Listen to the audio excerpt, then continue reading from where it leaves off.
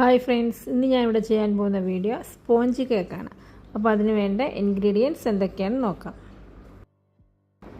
മൈദ 1 cup, മുട്ട 3 എണ്ണം,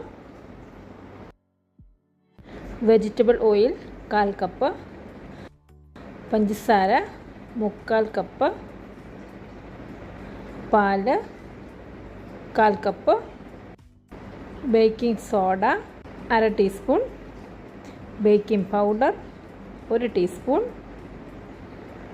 vanilla essence 1 teaspoon, milk powder 1 table spoon, ഉപ്പ് 1/4 ടീസ്പൂൺ,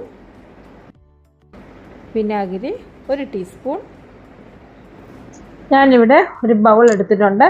അതിലേക്ക് നമുക്ക് ആദ്യം മുട്ട പൊട്ടിച്ചൊഴിക്കണം. 3 മുട്ടയാണ്. ഇത് വലിയ മുട്ട ആയതുകൊണ്ടാണ് ഞാൻ 3 എണ്ണം എടുത്തേക്കുന്നത്. അല്ലെങ്കിൽ ചെറുതാണെങ്കിൽ 4 എണ്ണം എടുക്കണം. ഇപ്പം ഞാൻ ഇവിടെ മഞ്ഞയും വെള്ളയായിട്ട് സെപ്പറേറ്റ് ചെയ്യുന്നൊന്നുമില്ല. 2 കൂടെ ഒരുമിച്ചങ്ങ് ഇട്ട് അടിക്കാൻ പോവാണ്.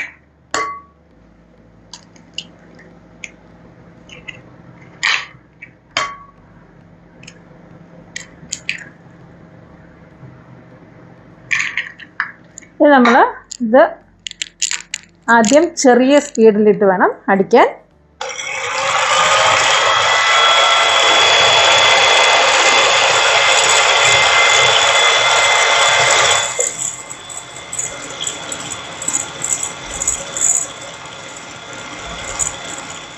നമ്മൾ 30 സെക്കൻഡ്സ് അടിച്ച് കഴിയുമ്പോഴേക്കും അത് കഴിഞ്ഞ് പിന്നെ ഒരു 2-ലിട്ട് നമുക്കൊന്ന് അടിക്കാം. ചില സ്പീഡ് കൂട്ടി അടിക്കാം.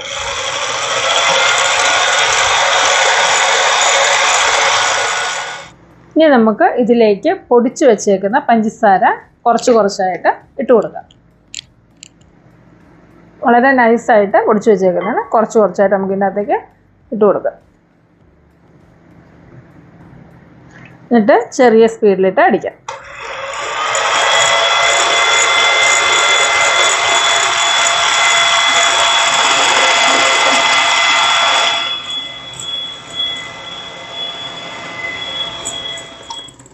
നമ്മൾ പഞ്ചസാര ഇട്ട് കഴിയുമ്പോഴും ചെറിയ സ്പീഡിലടിച്ചാലേ പഞ്ചസാര പെട്ടെന്ന് അലിഞ്ഞ് കിട്ടത്തുള്ളൂ.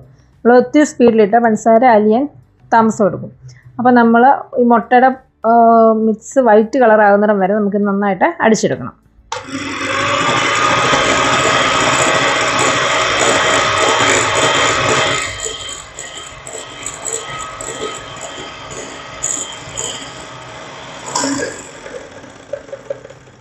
നമുക്കിതിലേക്ക് വാനില എസൻസും കൂടെ ചേർത്ത് കൊടുക്കാം.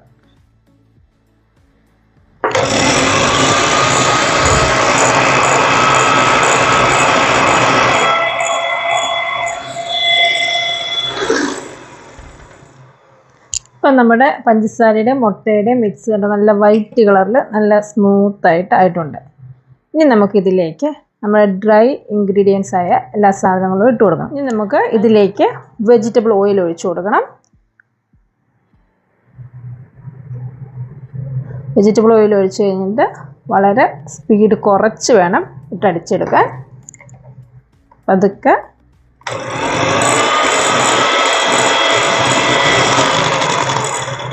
അതൊന്ന് എല്ലാം കൂടെ ഒന്ന് മിക്സ് ആയാൽ മാത്രം മതി. ഇനി നമുക്കിത് മാറ്റി വയ്ക്കാം.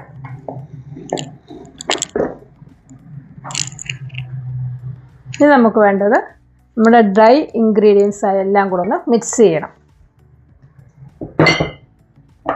ഞാനിവിടെ 1 കപ്പ് മൈദയാണ് എടുത്തേക്കുന്നത്.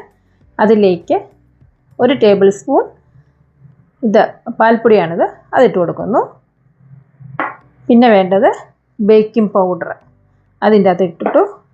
ബേക്കിംഗ് സോഡ അതിട്ടു. പിന്നെ 1 നുള്ള് ഉപ്പ് അതും ഇട്ടു. ഇത് നന്നായിട്ടൊന്ന് നമുക്ക് മിക്സ് ചെയ്യാം.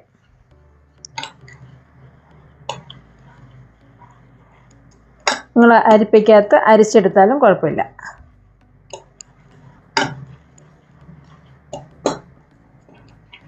ഇപ്പം തന്നെ എല്ലായിടത്തും ആയിട്ടുണ്ട്.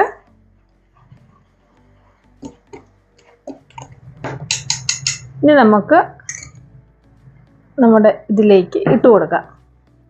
കുറച്ച് കുറച്ചായിട്ട് ഇട്ട് കൊടുത്ത് ഇളക്കിയെടുക്കണം.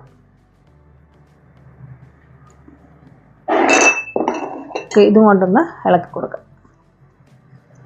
പതുക്കെ വളരെ സോഫ്റ്റായിട്ട് വേണം ഇളക്കാൻ.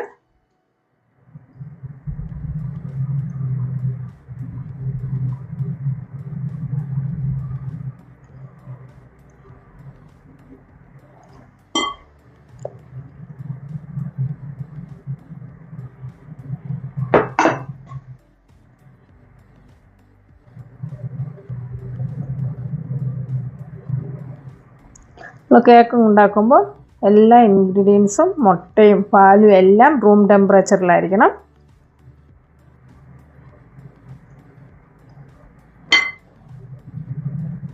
ഈ സമയത്ത് ഓവൻ പ്രീ ഹീറ്റ് ചെയ്യാൻ ഇടണം. ഓവനിലാണ് വെക്കുന്നതെങ്കിൽ 10 മിനിറ്റ് 180 ഡിഗ്രിയിൽ 10 മിനിറ്റ് പ്രീ ഹീറ്റ് ചെയ്തിടുക. ഓവൻ ഇല്ലാത്തവരാണെങ്കിൽ ഒരു സാധാരണ ഒരു കട്ടിയുള്ള ഒരു പാത്രം എടുത്തിട്ട് അടുപ്പിൽ വെച്ച് ചൂടാക്കുക, നന്നായിട്ട് ചൂടാക്കുക. എന്നിട്ട് അതിൻ്റെ മേളിലൊരു ഒരു ചെറിയ റിങ് എടുത്ത് വെച്ചിട്ട് അതിൻ്റെ മേളിലേക്ക് നമ്മൾ എടുത്ത് വെക്കുന്ന പാത്രം എടുത്ത് വെച്ചാൽ മതി. ഇപ്പം നമ്മുടെ ഈ ബാറ്റർ കട്ടിയായിട്ടുണ്ട്. അപ്പം നമുക്ക് കുറച്ച് പാൽ ഒഴിച്ച് കൊടുക്കാം.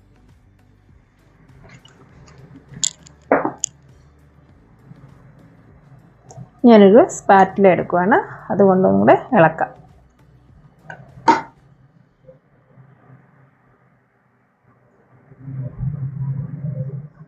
നല്ല സ്മൂത്തായിട്ട് ഇങ്ങനെ വീഴണം.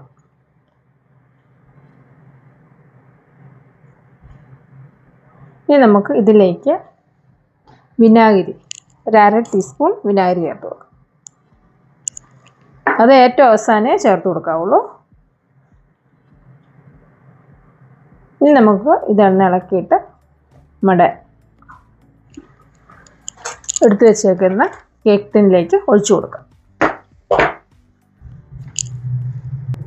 ഞാനിവിടെ ഈ കേക്ക് ടിന്നിൽ ഒന്ന് എണ്ണ ബ്രഷ് ചെയ്തിട്ടുണ്ട്, എന്നിട്ടാണ് ബട്ടർ പേപ്പർ ഇട്ട് കൊടുത്തേക്കുന്നത്.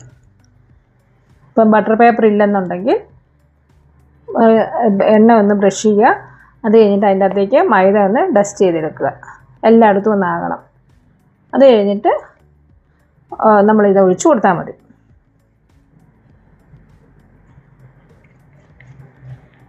ഇനി നമുക്ക് ഇത് നന്നായിട്ടൊന്ന് ടാപ്പ് ചെയ്യാം.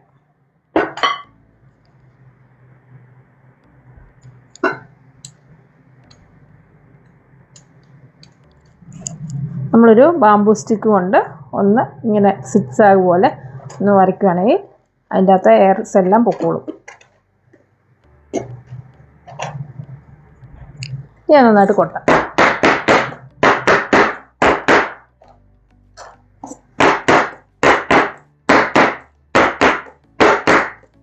ഇനി നമുക്ക് പ്രീഹീറ്റ് ചെയ്തിട്ടിരിക്കുന്ന ഓവനിലേക്ക് ഇത് വയ്ക്കാം, ബേക്ക് ചെയ്യാം.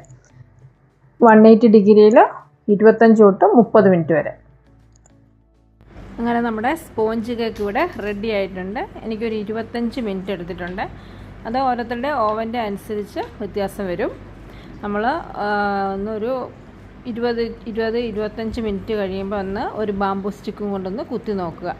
അപ്പോൾ നമ്മുടെ ബാംബൂ സ്റ്റിക്കിൽ ഒന്നും ഒട്ടിപ്പിടിച്ചിട്ടില്ല എന്നുണ്ടെങ്കിൽ കേക്ക് റെഡി ആയിട്ടുണ്ട്. അപ്പോൾ നമുക്ക് കേക്ക് എടുക്കാവുന്നതായിരിക്കും. ഞാനിത് വേറൊരു പാത്രത്തിലേക്ക് മറിച്ച് വയ്ക്കാം.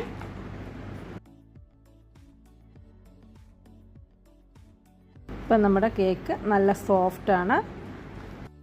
ഇതാണ് നമ്മൾ ഏത് കേക്കിൻ്റെയും ബേസായിട്ട് ഉപയോഗിക്കുന്ന സ്പോഞ്ച് കേക്ക്. അപ്പോൾ എല്ലാവരും ഒന്ന് ട്രൈ ചെയ്ത് നോക്കുക. നല്ലൊരു വീഡിയോ ആയിട്ട് വീണ്ടും കാണാം. താങ്ക്